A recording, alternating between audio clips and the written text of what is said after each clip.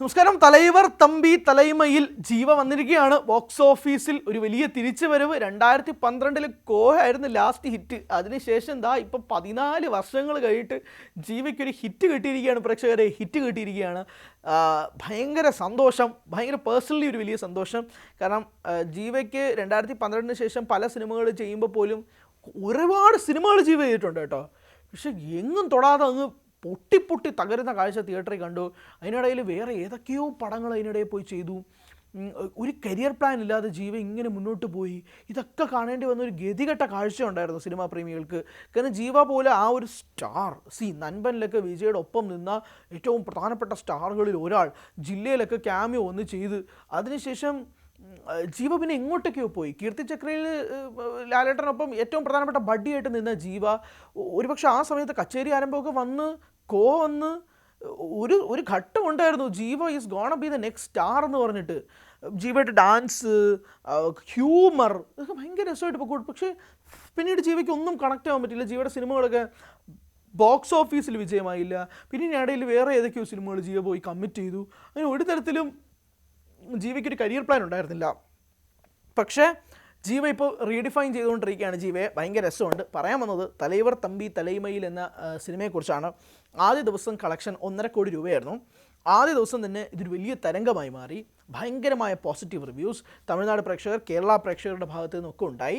അതുകൊണ്ട് രണ്ടാം ദിവസത്തിൽ ഈ സിനിമയുടെ കളക്ഷൻ 1.5 കോടിയിൽ നിന്ന് ജമ്പ് ചെയ്ത് 3 കോടിയിലേക്ക് പോയി. അതിനുശേഷം പിന്നീട് വന്നത് ശനി ഞായർ ദിവസങ്ങൾ.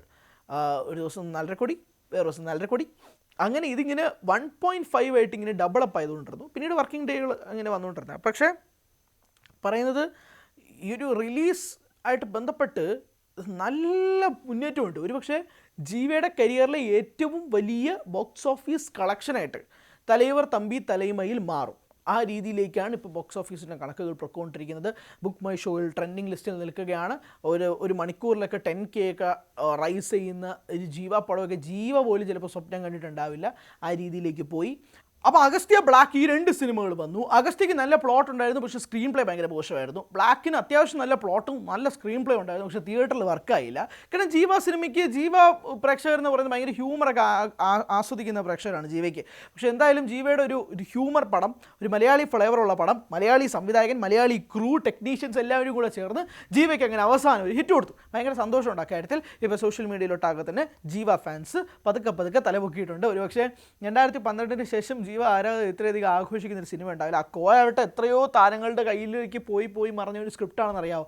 എത്രയോ സൂര്യയുടെ അടുത്ത് പോയി, കാർത്തി, ചിമ്പു, എത്രയോ താരങ്ങളുടെ അടുത്ത് പോയിട്ടാണ് അവസാനം ജീവയിലേക്ക് വരുന്നത്. എന്നിട്ട് ആ സിനിമ ഹിറ്റായി. പിന്നെ ആ 2 എന്നൊക്കെ പറഞ്ഞിട്ടൊരു സിനിമ ചെയ്ത് വേണ്ടായിരുന്നു. എന്തായാലും ജീവ ഈസ് ബാക്ക്. ജീവ ഈസ് ട്രൂലി ബാക്ക്. ആ ജീവ ഈസ് ട്രൂലി ബാക്ക് എന്ന് ഉറപ്പിച്ച് ആണിയിട്ട് പറയാം. ആ രീതിയിലേക്കാണ് പോകുന്നത്. ബോക്സ് ഓഫീസിൽ നല്ല വിജയം ഉണ്ടാകുന്നുണ്ട്. പലരും ഈ സിനിമ തിയേറ്ററിൽ പോയി കണ്ട് വീണ്ടും പല ആളുകളിലേക്കും ഇതെത്തുന്നുണ്ട്. വീണ്ടും ആളുകൾ കാണാൻ വേണ്ടിയിട്ട് പോകുന്നുണ്ട്. ഇത് വളരെ ലൈറ്റ് ഹാർട്ടഡ് സിനിമയാണ്. ആൻഡ് പൊങ്കലിന് പ്രത്യേകിച്ച് വേറെ സിനിമയും വരാത്തതുകൊണ്ടും ഇറങ്ങിയ സിനിമകളൊക്കെ വർക്കാവാത്തതുകൊണ്ടും ആളുകൾക്ക് പൊങ്കൽ ആഘോഷിക്കാൻ ഒരു അവസരം കൂടി കിട്ടുകയായിരുന്നു ജീവ പടത്തിൽ നിന്ന്. ഇത് ഗോളി ഇല്ലാത്ത ഗോൾ പോസ്റ്റ് എന്നൊക്കെ പലരും പറയുന്നുണ്ട്. ഈ ഗോളി എന്ന് ഉദ്ദേശിച്ചത് ജനനായകനാണ്. ശരിയാണ്, ജനനായകൻ വന്നില്ല എന്നുള്ളതൊരു ഫാക്റ്റാണ്. ജനനായകൻ കോടതിയിൽ നിൽക്കുകയാണ്. വലിയ പ്രതിസന്ധിയാണ് ഒരു പക്ഷേ പറയേണ്ടി വരിക. നമുക്ക് അതിനെപ്പറ്റി പറയാൻ തുടങ്ങി അതിനെപ്പറ്റി സംസാരിക്കേണ്ടി വരും. അതുകൊണ്ട് നമ്മൾ ആ പോർഷൻ തൽക്കാലത്തേക്കൊന്ന് മാറ്റി വയ്ക്കുന്നു. പക്ഷേ പരാശക്തി വർക്കായില്ല. പരാശക്തി വർക്കാവാത്തതിന് കാരണം വിജയ ആരാധകരെന്നാണ് സുധാ കൊങ്കര പറയുന്നത്. അതെന്താണെന്ന് മനസ്സിലാകുന്നില്ല. പിന്നെ വന്ന വാവാത്തിയരാണ്. വാവാത്തിയർ നളൻ കുമാരസ്വാമി തന്നെ പറഞ്ഞു ഇത് എൻ്റെ ടൈപ്പ് സിനിമയല്ല. എന്തോ നളൻ ഒരുപാട് കോംപ്രമൈസ് ചെയ്തെടുത്ത സിനിമ പോലെയാണ് എനിക്ക് തോന്നുന്നത്. നളൻ്റെ പ്രതികരണം കേട്ടിട്ട് ഇത് എൻ്റെ സിനിമയല്ല എന്ന് പറയുന്നത് പോലെ തോന്നി.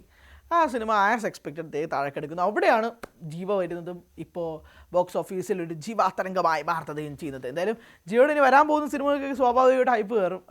എവിടെയാണോ അവിടെ നിർത്തിപ്പോയ ജീവ ഇനി ഇങ്ങോട്ടേക്ക് വരുമ്പോഴേക്കും സ്വാഭാവികമായിട്ടും ആ ഒരു ഹൈപ്പ് ഉണ്ടാകും എന്നാണ് വിശ്വസിക്കുന്നത്.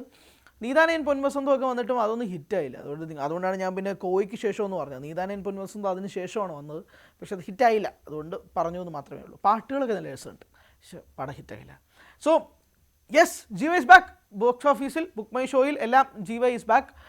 വരാൻ പോകുന്ന സിനിമകൾ ഇനി എനിക്ക് തോന്നുന്നു തമിഴ്നാട്ടിൽ റിലീസ് ചെയ്യാൻ പോകുന്നത് Mankatha is gonna re release on January 23rd.